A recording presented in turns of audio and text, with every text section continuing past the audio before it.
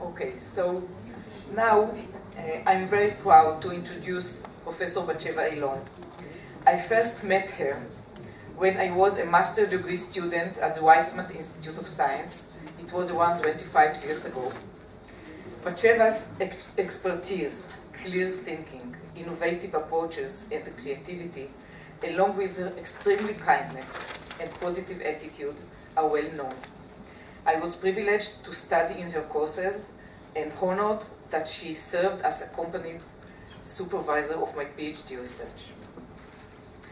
Professor Eilon holds an MSc degree in physics from the Weizmann Institute of Science and a PhD degree in science education from the University of California, Berkeley, received in 1979. Since then, she is a member of the Weizmann Institute's Science Teaching Department and was the head of the department between 2008 until 2015. She served as the head of the physics group and the science of technology in middle school group and was the academic advisor of the national teacher centers in these areas. She is pedagogic director of the Rothschild Weizmann Program of Excellence in Mathematics and Science Teaching. We will hear about it in a minute. She holds the Chief Justice Bora Laskin Chair of Science Teaching. She is a fellow of the American Association for the Advancement of Science since 2006 and was appointed in 2010 as a member of the National Council of Research and Development of the Ministry of Science and Technology. Her main areas of research are the study of physics and its instruction in 7th through 12th grades, and ongoing professional development for teachers and teacher educators in the area of physics and the sciences. Professor Eilon is a recipient of the Emet Prize, as Tamar mentioned before, in education for 2015. The Emet Prize was awarded to Professor Eilon for her pioneering work in the development of science education and learning sciences, and for the cultivation of science teachers and the empowerment of involved science students. Batcheva, please. The subject of Batcheva's talk, after a long discussion between us to find the appropriate title, is What You Do Not Know and Interests You. It follows what Marian presents, how educational research can promote andragogy and pedagogy. Please, Batcheva.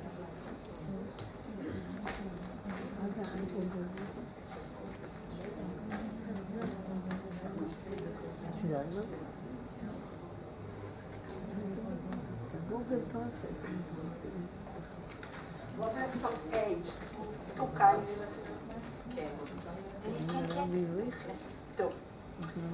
So, let's see if I know how to do this. No. I'm sorry. Your presentation. Okay. Just don't use that. I'm excited. So I'll start by thanking you for inviting me here, because I always forget to say thank you. So I'll start with it, and it's a great honor to be here. And in fact, I have had many relationships with staff members here at the Bedberg Institute College. I don't know how, college. And so I have here friends, and some of them are not here today, but that doesn't say that I don't have many friends in this place. And what I wanted is thank you for your very enlightening talk.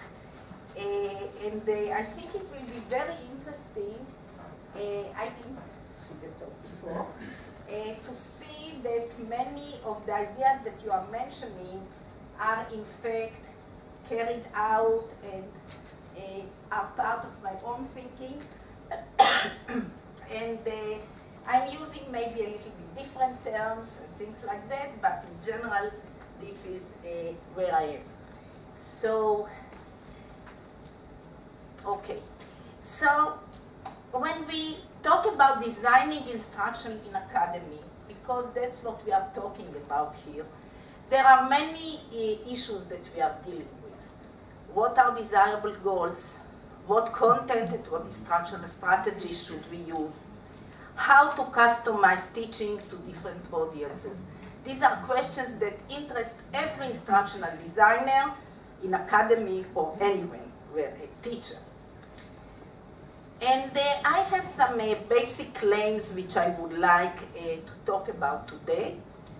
One is that each discipline has its unique knowledge structure and practices. These have to be considered in the design of teaching in the discipline, in terms of goals and strategies. We heard this idea today already, it's not new. Therefore, and this is a very important aspect here which was also mentioned, disciplinary experts have a unique role and responsibility in forming the design principles for education in the domain. So here again, I'm connecting to what Marian has said. We are not talking just about teaching and going on. We want to form some design principles and examples how these are carried on in a way that will be, in fact, public. So this is the scholarship that we are talking about. Yet, this cannot be done by oneself alone. If we want to do it in a good way, collaborations with additional experts are essential. And we are talking about these kinds of collaborations, and from what we have heard here, this is what's going on in your institute. And there is a statement that says that systematic research can promote a process. So it's not only informal research, but systematic research. So these are very basic claims that I would like to talk about and bring some examples. Sorry. Okay. And now you will see, as I said, we didn't talk, that informal research already takes place. So we as teachers, all of us as teachers, are all the time, in fact, researching our own teaching. We look what works, what doesn't work. We talk to people. If we are, if we are serious serious teachers, we want to find out what works, what does not work, and look for resources. We talk to our colleagues.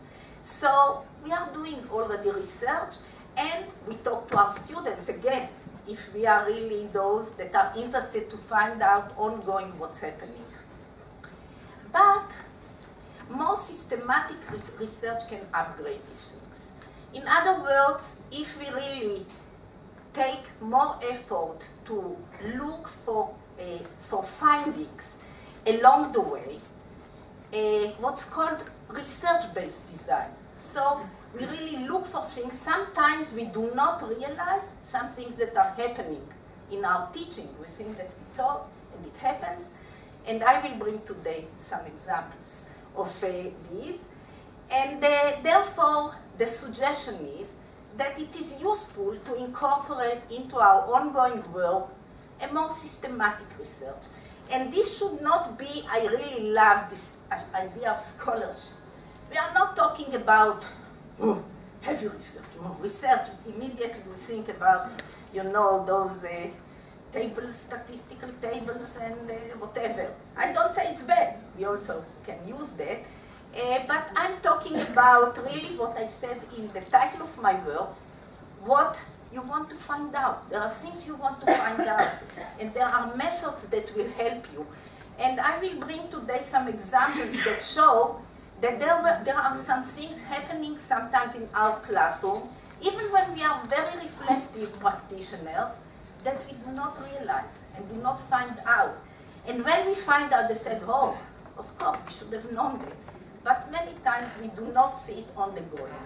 And more systematic, ongoing study, not in the end, ongoing study of what's happening in a rich variety of, using richer variety of methods can be very helpful. Now I want to say here something really very important from my point of view as being somebody coming from disciplines, that there is a special contribution of disciplinary research and experts, and Marian also mentioned it, that there is some knowledge that people that are expert researchers in a discipline bring with them that other people don't have. And it is our responsibility really to do and bring this knowledge into creating research design principles. Now another thing which is really interesting, and I'll show you some examples today, that it also works the other way around. Usually we are thinking we are teaching our students, it changes us. And we have some beautiful examples how the knowledge of experts in a field has changed. And we know it's not very surprising if you think about it. When you have really to think how you explain something, you interact with your students and you see what works, what doesn't work, your understanding of very basic ideas or in your own field, in the discipline, can be enhanced. And we have some examples of that. And that's really something which is not very expected, because you think, I'm the expert in the field, so how come from my teaching, my knowledge of the field will become better? And the point is, it does. And in fact, in every area that we have investigated and looked at, of people really teaching, learning, and working on teaching and learning with, for example, students of different kinds, prospective teachers, ongoing, we can see how their own knowledge in the field has changed. Of course, there are two additional things which were kind of mentioned today. There are benefits. There are other people in the world. So if we are physics educators, talking from our own fields, there are other people, physics educators, actually physicists in the world that have the same, they teach. They work with teachers, they work with students, they have similar issues to discuss. So coming together as a community and talking together about this issue, doing collaborations are very effective. And again, I'll show some examples of them. And then the last one, a very important piece that I put on in my talk, in the name of the talk. Teaching adults is often different from teaching youngsters. And this is what's called andragogy, a theory of adult learning. We'll talk about it a little bit. And this brings in a very special aspect into our work with our students when we are in academy. In academy, we do not work with the children, we work with adults. And their way of teaching and learning is often very different from that of youngsters. And if we don't take that into account, we often do not succeed. So I would like to put these things. Okay, let's see, this I already said. Okay, so what do we know about adult learners? Very important. They need to know the reasons for learning something. Students do not, children many times do not have these things. Why do I learn? We are learning it, that's it. So they have the reasons, they have to know why they learn. They have a problem-centered orientation. Again, it's a very generalization, but it's important to learning. In other words, they have to understand how it's related to their life problems. The life problems can be, as teachers. The life problems can be as problems that they have in the country. For example, if we talk about physics, there are all these new reforms. How am I going to connect to this? And it works better than organizing around content. Now we'll study mechanics, now we'll work on electricity. That does not work. They need to know how it relates to problems that really interest them. They need to be ready to learn something new when it's important.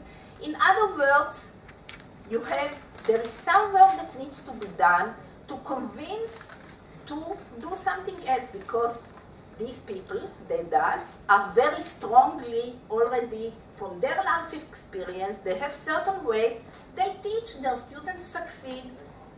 Why do I have to teach for understanding now, or whatever?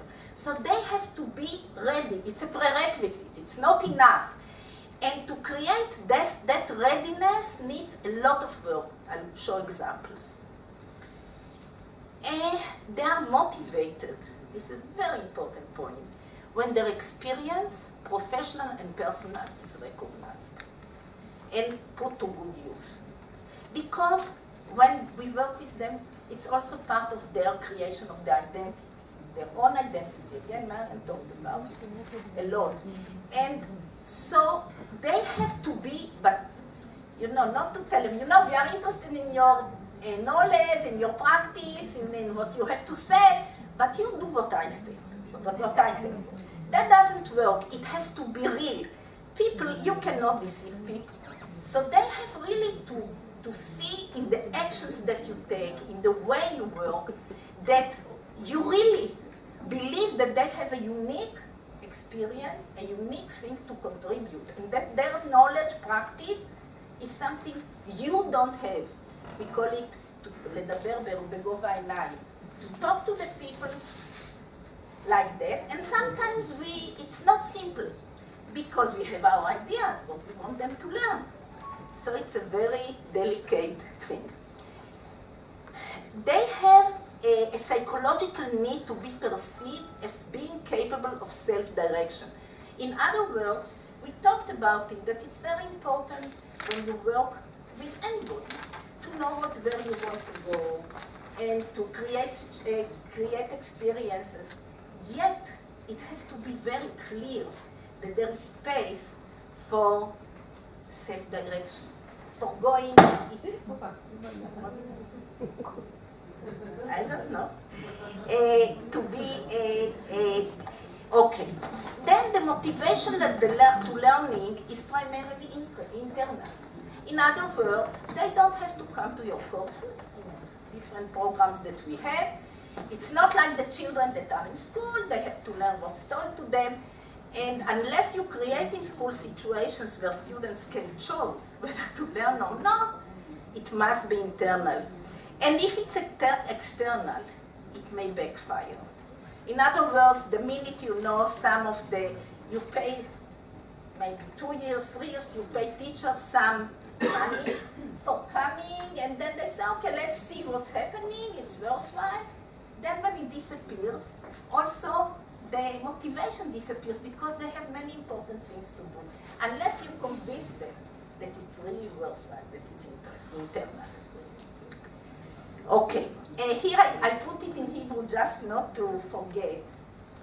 There are some, when we look at the development, I'll bring examples from physics teaching, naturally.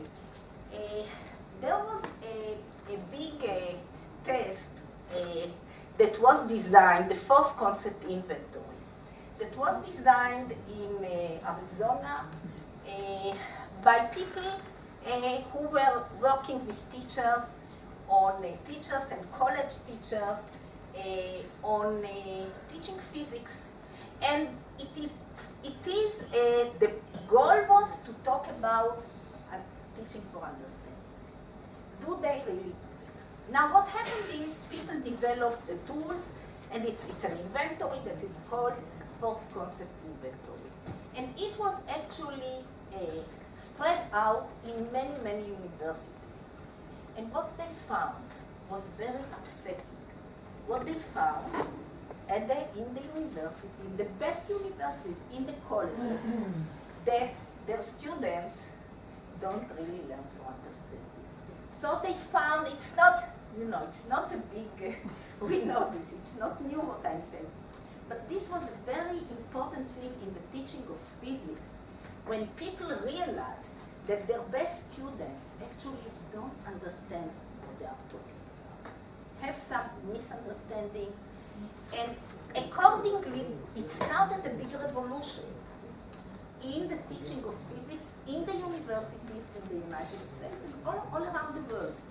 In where people started to ask the professors in the universities, they said, I don't believe in my class, I'm sure my class, they will succeed in this FCI. And then they run it and they see what's happening. And it started a big movement of designing instructional strategies, of looking at what students learn along the way, using constructivist methods of teaching, assessment for learning, looking what's happening around the way. And there were many studies. Some people did studies with 6,000 students. It was all around the US. And everywhere you got the same things, that when you do constructivist teaching, there is a better chance for learning, for understanding, that the way teachers taught, the university teachers, the college teachers, changed a lot, that people started to look at what the students are learning. So it was a very big thing that started a movement in physics.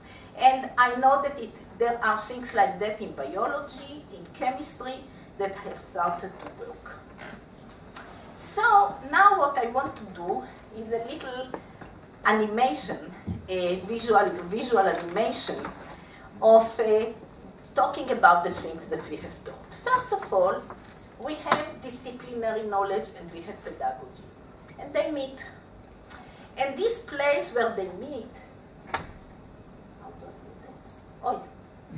that? Oh, okay. How do I show? Like this. איך מצביעים? עם זה אפשר גם להצביע? Pointed, זה? Oh, great. Okay. So all of us know, but just to have a common language, this area is what we call PCK, or pedagogical content knowledge, and it is special to different disciplines. Like Marian said, it has some general aspects that are common. When you look across disciplines, you will find.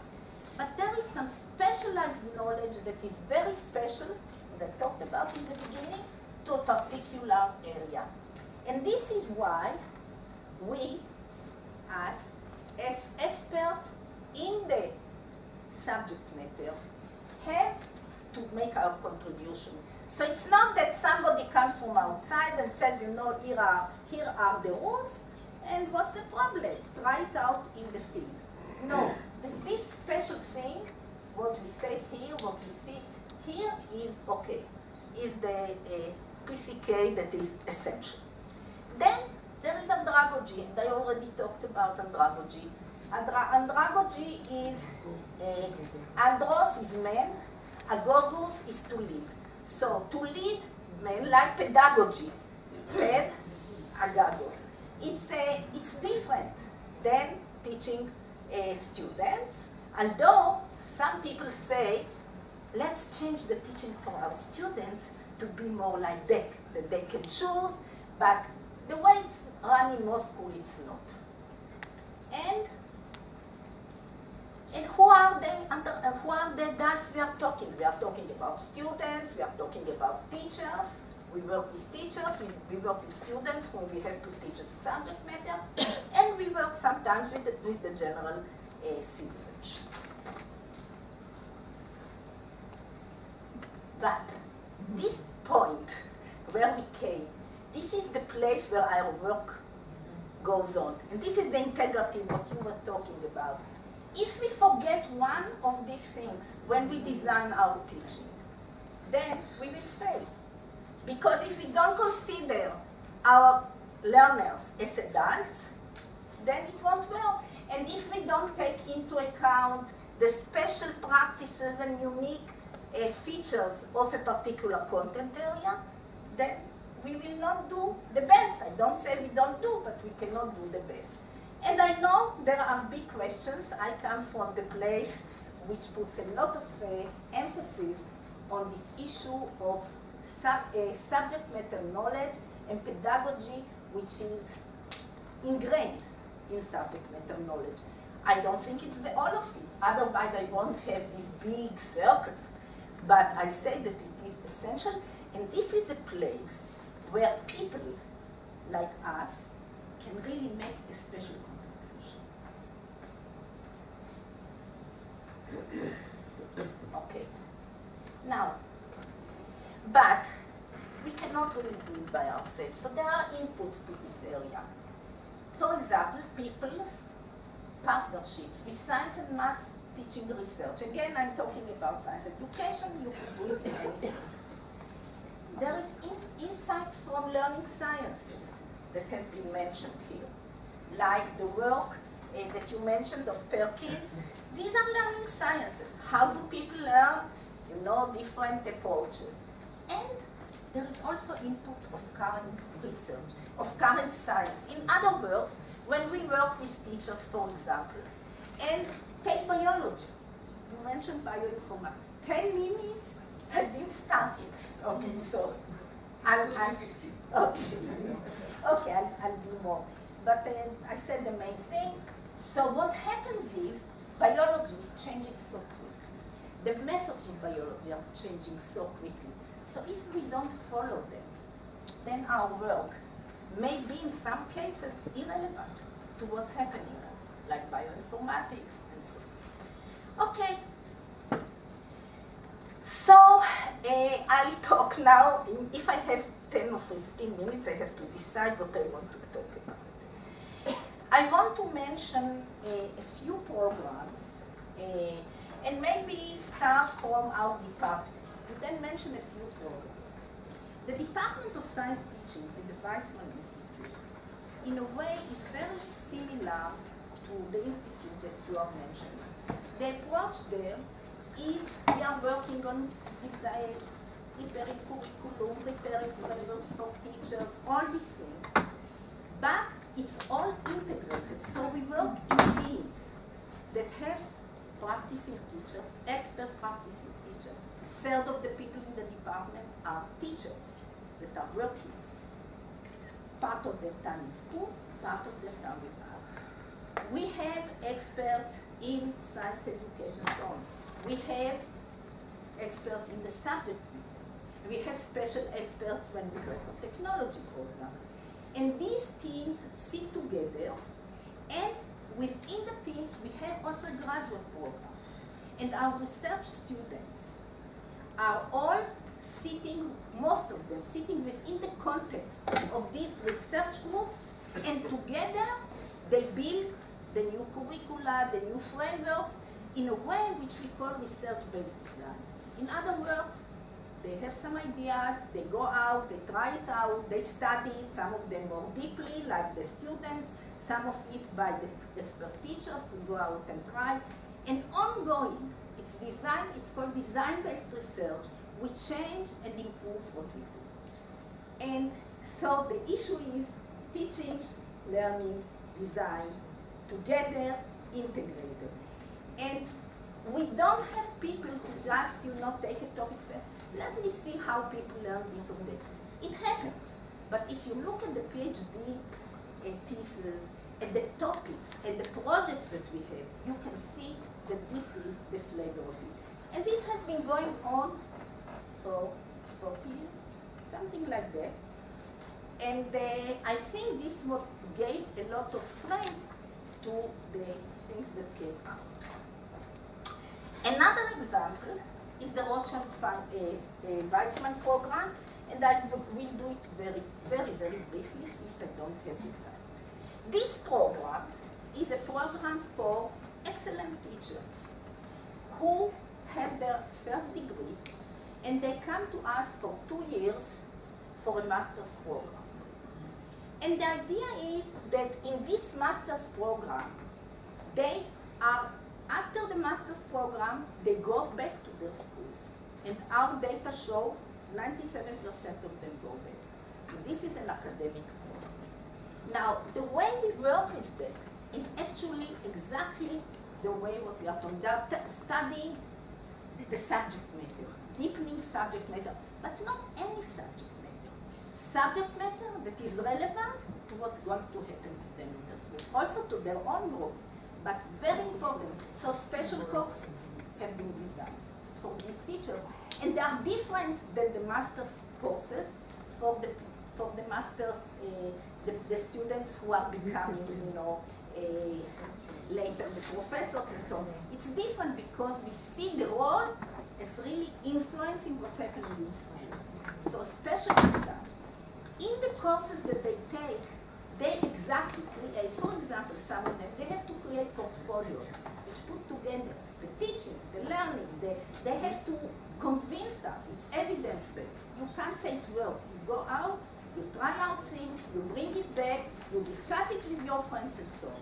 So this is a very special aspect, and this I think is very important, and you probably mentioned it, is that you cannot do it only for 2 years until they get the master's program. If you don't have a long term, we are talking about now 10 years, it was a program for 10 years, and we are looking for the next 10 years. So if you do not create ongoing situations that will allow these people with what they did to continue, they go back, all of them go back to their schools, but they continue to be related to a framework that allows them ongoing learning, both of the content, of the pedagogy, and have impact. We have special programs to have impact on the system, because that's we want to get to the students. And the way we do it by creating connections between them and ongoing activities that we have in the system. So it's a holistic, it really takes together. Many of them are leading teachers, for example, in learning communities of teachers around the country that we have set up. Coming with this knowledge, going back and forth from the programs to us, and ongoing study gives them a lot of power. And the idea that we are all the time looking for what kind of frameworks we have to create in order for these people to be able to impact the field. Larissa knows about it, being part of it. Okay, I'll continue. So this was an important thing for me to say. Okay. I won't talk about the teacher learning communities because we don't have the time. And I want to mention very briefly 2 studies that have been carried out in the last several years that really show exactly what was talked here, but the details. One of them, and I made a point not to do everything for my own work. I have many studies that could have seen, but I thought this is a really extraordinary study. It's a PhD dissertation by Jason Cooper, and I really recommend to invite him. And the name of the study is Mathematicians and Primary School Teachers Learning from Each Other. The supervisor is Abraham Arkavi, just finished. And here is the goal. I want to show in his study, it's very strong, the role of andragogy and the potential contribution of studying ongoing teaching. So the point that you made very strongly, both to the experts, the disciplinary experts that teach, and both to the students, which are teachers, actually in-service teachers, and how this working together brought about changes in views and practices. Okay, you will have the Matzeget, the PPT, and you can look, but I'll say it in a few words. The idea there was that a professor from the Hebrew University, because of his children's, he was not very satisfied with what he saw in class, he decided to work with elementary school teachers on bringing them some knowledge about basic mathematics that they need to know, in his opinion. He started working. It was a great success. Everybody was very happy. So after studying one such example, he brought in graduate students from the mathematics department in Jerusalem to work with these teachers. And altogether, they had many courses for these teachers. And what happened is when they studied it, they saw that there were huge gaps between what the teachers wanted and what the instructors brought in. Without really, they started feeling it because they talked a lot with the teachers. Yet, it was a successful program. Everybody was happy. But they were very worried because they saw that there is a big, huge gap. So they brought in Jason Cooper, who has a long history of experience in teaching mathematics. They said, can you come and advise us?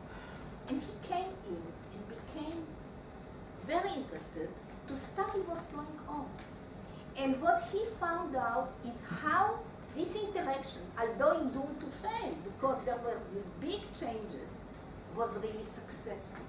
And let me go to the end of it. There were big gaps in parties' goals and expectations, one of the things that were mentioned here. And his research question, and it can be the research question of all of us, what was the nature of learning that took place on the part of the teachers and part of the students? Because there were convergence, there was convergence. And why this works? Because there was this approach that said we have to study ongoing, see what's happening. They let him come into their classes. They were using all kinds of research things. And they found that there were insights, new insights that were created when the experts and the students, the teachers, the prospective teachers interacted. And if you really reflect on what's andragogy, you can see that it has what andragogy says. A respect for the knowledge of the teachers, yet not giving up the important things that you think that should be taught. And really finding new ways how to do these things together. So this is, and the mathematicians said that when they work and try to see, what can they do so that the teachers will relate to what they say, take what they say into their classes, they learned a lot about mathematics. And this is something we are talking about the best graduate students in the HU and the very special professor. So this is what's happening. In other words, before that, we had only the inputs.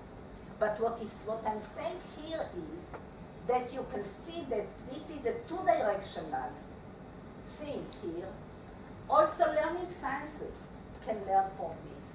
Also, science and math research can learn from it. And also, current science or mathematics can learn from it. So this is a very special contribution that we can make. 3, 5. Okay. I'm finished. Okay. Out here. Okay. This is another story of a PhD student of mine, and the reason I bring it because she teaches in a college.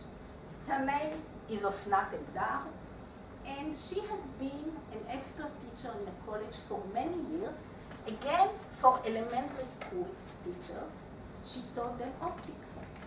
And what she found out, this was before she did the PhD, what she found out is that they do not connect the content knowledge and the pedagogy. So they learned it in different places. The assumption was that it will connect, and it did not. And she was very upset about that. And therefore, she decided a solution to teach in the same course pedagogy, content, and pedagogical content knowledge. That was an idea of hers, and she started to work with this and improved her teaching from year to year informally. She had a master's in physics.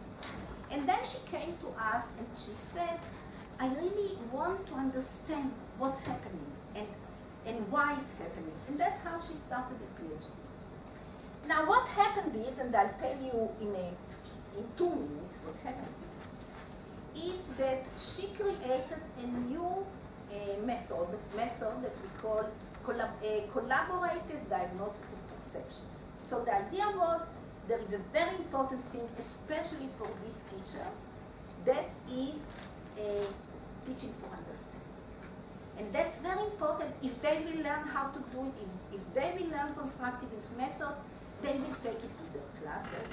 If they are going to be studying in the way that we want them to do. So in her teaching, there was a, here, you know, as learners and prospective teachers, and she integrated, here, teaching for understanding, integrating content pedagogy, studies on students' learning were used, also the drivers, and the importance of collaborative learning, which was very central. And what happened is, she had a certain way of teaching in which she introduced the CDC. What is CDC?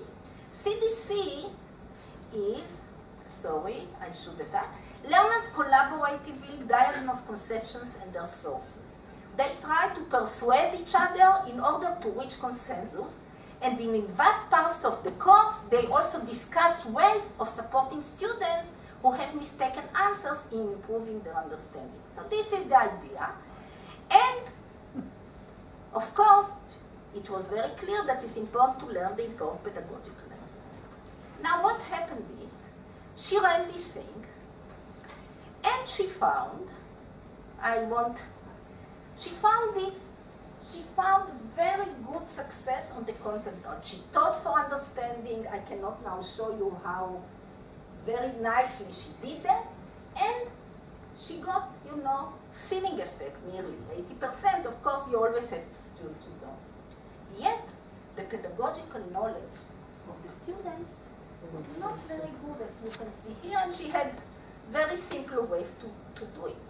And then, of course, we asked ourselves, why? And the point was, the assumption that we had is that once we teach and model the way you have to learn, then they will know. The teachers will know. And they will really understand the pedagogical aspect. So when we ask them, you know, what did you learn? They will know what they have learned. But that was not the situation.